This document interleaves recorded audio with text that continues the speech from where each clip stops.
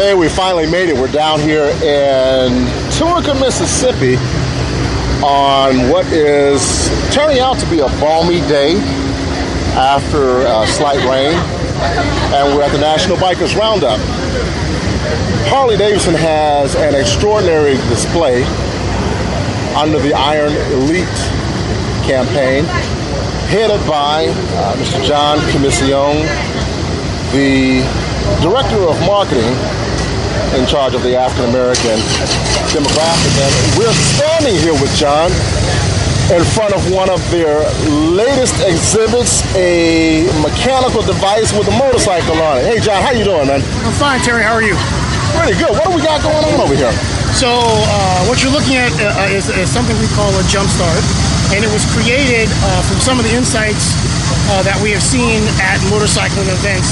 One of the things that we saw clearly at a motorcycle event, you got a lot of riders, but you also have a lot of passengers who have potentially never gotten on the front of a motorcycle, but they may be or have been curious to know what does it take to ride a motorcycle. So what this device that we designed was to allow someone brand new to get on a bike who had never been on the front seat of a bike, and we show them how to turn the bike on and actually shift through the gears, turn the clutches without having to need and worry about trying to balance the bike or worrying about the bike shutting off and potentially turning over. So it's really a device intended for those people who have never learned how to ride a bike. What does it feel like to really shift through the gears and ultimately have them maybe fulfill their dreams of one day learning how to ride and getting their own bike themselves? And talk about what it feels like from a corporate standpoint or a viewer standpoint.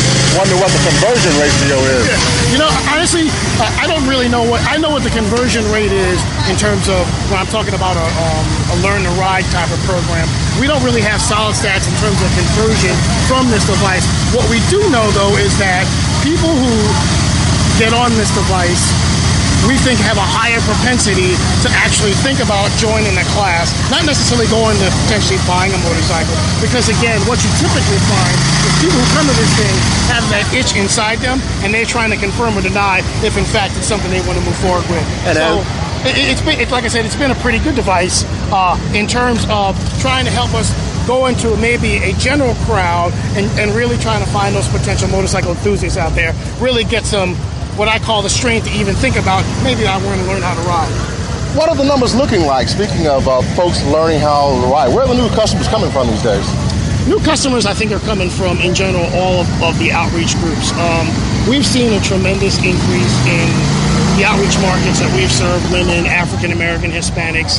And one of the things that, like I said, we've noticed over the years is that motorcycling generally is predominantly, a white male perspective. That's Harley-Davidson's numbers, but that's a sport overall.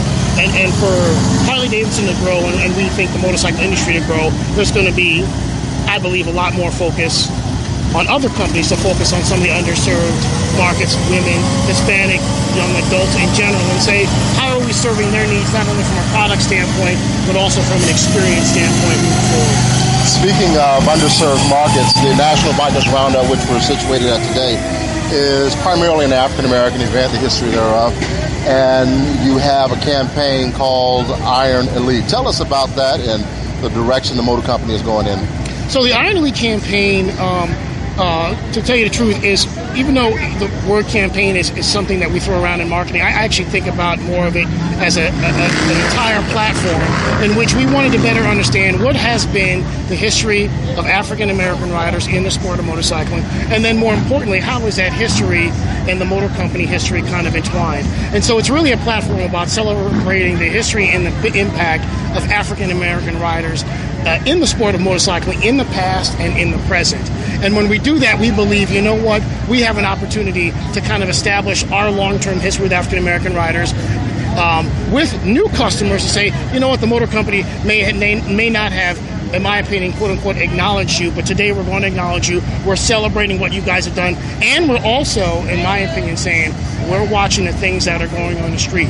We have a propensity that says, from a Harley-Davidson perspective, we ride with you, and more, I feel the motor company is now saying, not only do we ride with you, but we're paying attention to each one of our segments, the things that you are doing, and how do we need to understand even our footprint at events to say we need to change our corporate footprint to cater to the different audiences that we serve. And so when you look at Harley-Davidson Motor Company and you look at our footprint, the footprint actually may change If you're talking about maybe a footprint that looks like something at the National Roundup that's catered to an African American, and let's say I have a footprint that at the Freedom event that was just in California targeted to young adults, our footprint and our look and feel is going to entirely change, because guess what? We feel that there are elements of these different segments that are attracted to our brand, but guess what? Elements of the brand, they may have more propensity, and we got to dial those things up. African Americans, about brotherhood, it's about camaraderie, and we want to showcase that, while young adults may be a little bit more rebellion, a little bit more youthful. That's the spirit we want to show when we're at those different events. Sounds good. Now, what's coming up? Speaking of the 110th, it's happening here in Milwaukee, Labor Day weekend. What can we expect? So the 110th, like every other 110th anniversary, a huge celebration. We got a number of acts at Summerfest, lots of different choices for different customers in terms of the music selection. I think this year, because we have our focus on our segments, we're trying to cater and have specific events that are potentially targeted to a particular audience. And not to say that these events, no one else can join in, but what we're trying to do is, in the grand scheme of the Harley-Davidson family, we want to create instances in the larger umbrella that cater to our different audiences. So at the 110th, we have the Iron Elite Biker Jam Fest that's going on Friday. There's a young adult street party that could be happening at Bradford Beach. The Hispanic segment is having some Harleyster ride that's going on, and really basically saying, you know what, in the umbrella of Harley-Davidson, there are people in these umbrellas, and the people look different.